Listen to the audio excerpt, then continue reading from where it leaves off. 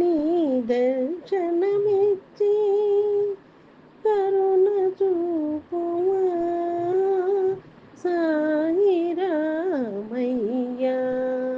నీ దర్శనమిచ్చి కరుణ చూపుమా సాయి రామయ్య.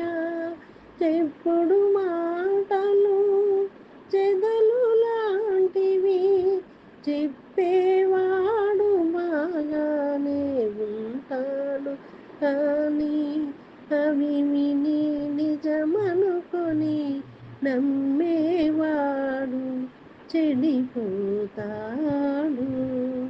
మనం చేసే పని ఎంతమందికి ఉపయోగపడిందన్నదే